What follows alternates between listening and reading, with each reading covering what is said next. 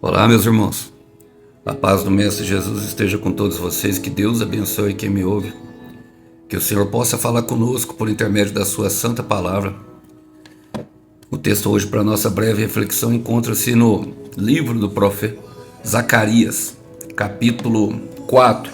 Eu quero ler ali com vocês a partir do verso 8. Diz assim: Depois recebi outra mensagem do Senhor. Zorobabel lançou os alicerces deste templo, e ele os completará.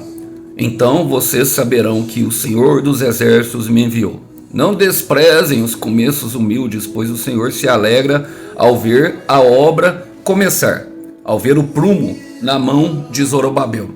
Glória a Deus. Irmãos, eu sei que eu tenho ministrado para várias pessoas e em diferentes estágios do processo. Muitas pessoas estão no começo, muitas pessoas terão que recomeçar, muitas pessoas já estão num estágio mais avançado. E quando eu falo aqui, eu falo do deserto, daquilo que o Senhor nos chamou, naquele momento ao qual o Senhor nos coloca exatamente sozinho com Ele, para nós aprendermos sobre o nosso propósito de vida e para podermos ali nos conectar com Ele e assim cumprir a sua vontade. Lógico, sempre num sentido de que Deus tem algo bom para nós, uma restituição, uma restauração, uma reconstrução familiar. E tudo isso deve ser feito de maneira bem humilde, é o que Zacarias está trazendo. E eu quero fazer algumas aplicações pertinentes desse texto, trazer ele para a nossa vida. Irmãos, ele começa falando assim, depois recebi outra mensagem do Senhor. Depois do que, irmão? Bom, o versículo 6 diz assim, assim diz o Senhor, Zorobabel, não por força nem por violência. Quando nós entendemos, meus irmãos, que não é na força do nosso braço e nem na violência das nossas atitudes, da nossa agressão, nós recebemos uma mensagem do Senhor. O Senhor sempre vem, Ele sempre insiste. Meu irmão, essa insistência no Senhor, eu tenho falado muito sobre isso, essa insistência do Senhor conosco, sabendo que nós não merecemos, é a mais pura expressão de amor, de um Deus fiel, de um Deus que insiste em nos abençoar.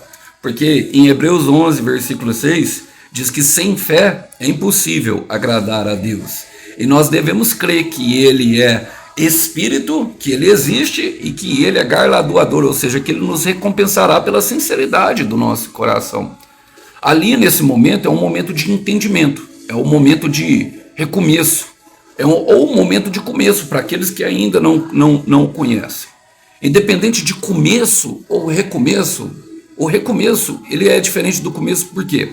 Porque nós já vemos com mais experiência, com mais carga, já conhecemos algumas verdades sobre a vida e sobre o Evangelho e também sobre de quem Deus é.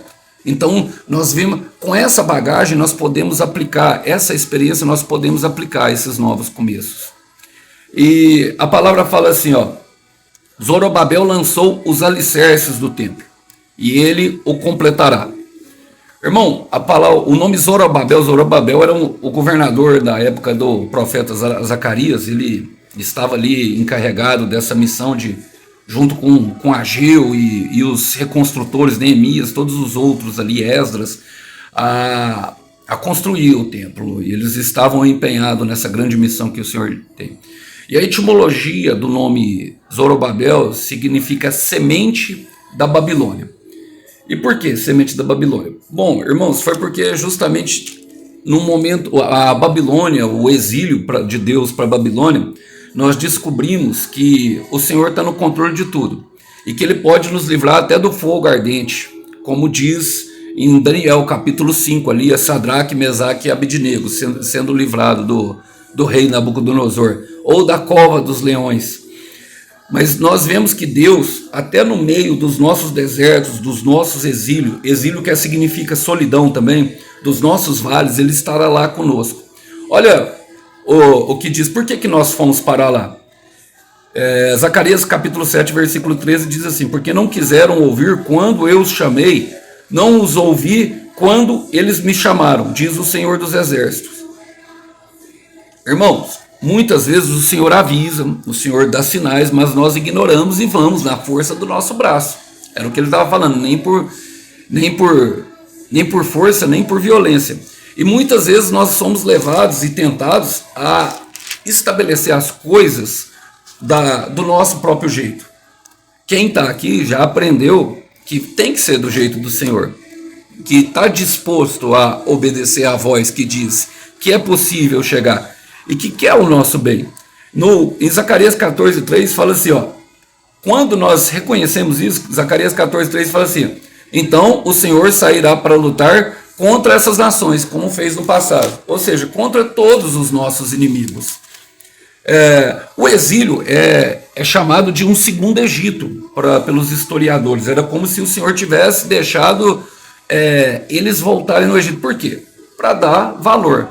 Irmão, o trabalho duro é que agrega valor ao nosso salário. O trabalho duro, as pessoas que trabalham duro por alguma coisa, elas agregam, sabe, muito valor. Você não quer perder aquilo mais. E eu creio que essa vida nossa aqui é justamente porque o Senhor não vai tirar o nosso livre-arbítrio lá no céu. Tanto que o anjo Lúcifer caiu porque ele tinha livre-arbítrio. Ele decidiu ser igual a Deus, na sua soberba, na sua vaidade, naquilo que ele achava que era poderoso. Ele era o quarto, ele estava abaixo somente da Trindade. Ele comandava, sabe, o louvor do céu. A Bíblia diz isso.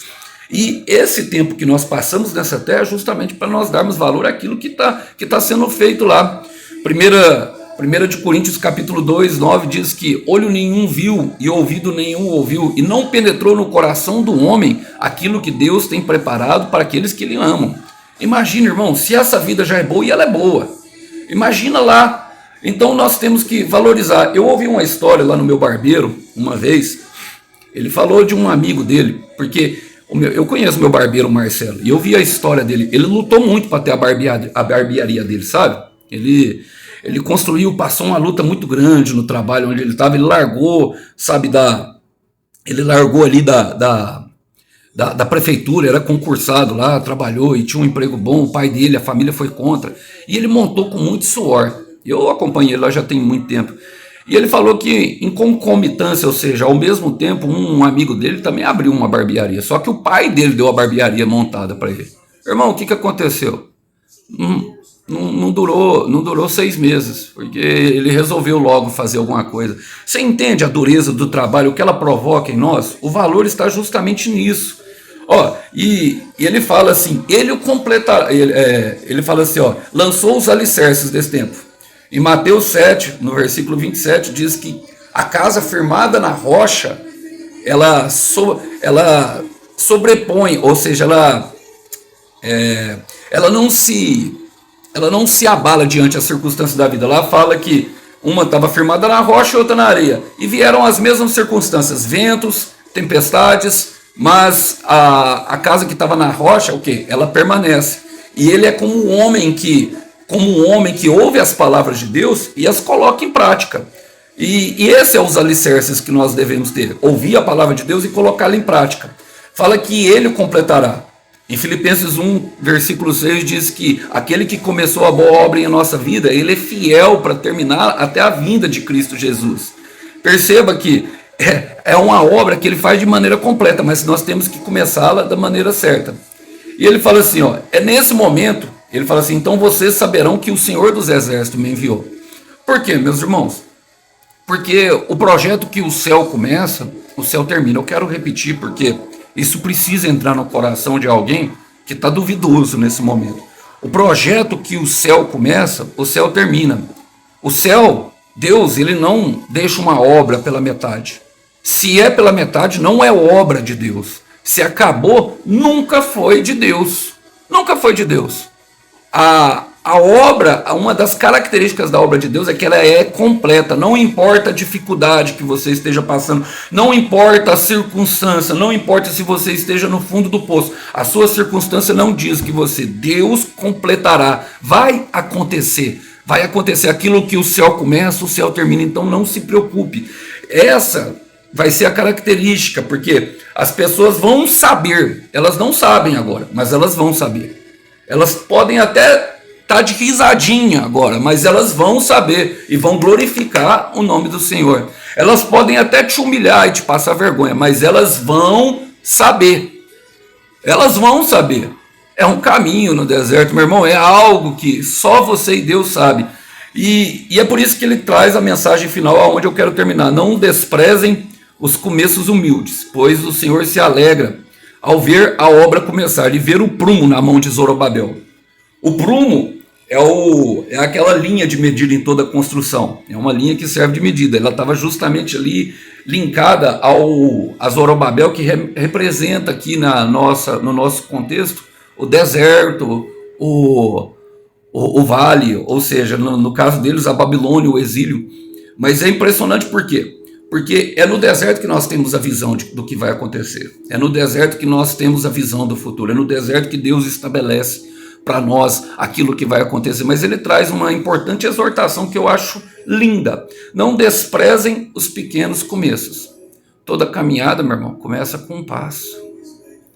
Toda jornada, ela começa com um pequeno passo, sabendo que é um de cada vez. A nossa mudança de vida começa na transformação da mudança dos nossos olhos. Por isso eu quero te dizer, pare um pouco, desacelera. Jesus venceu o pecado, a morte e o tempo. Todo o tempo está sujeito, nós somos eternos, seres eternos. Temos todo o tempo do mundo. E não despreze esse pequeno momento que você está vivendo agora, porque você não, é o mundo que exige grandeza. A nossa grandeza está na realidade daquele que nos chamou, na realidade daquele a quem servimos, na realidade daquele de quem todas as coisas vieram. E os pequenos começos são os que dão valores. Você nunca vai ver um youtuber grande que já tem milhões de seguidores, chegar aqui igual eu aqui, que comecei lá, porque eles começaram com um seguidor. Você nunca vai ver um dono de grande mercado chegar num que está começando, pelo contrário, ele vai entrar e comprar para incentivar.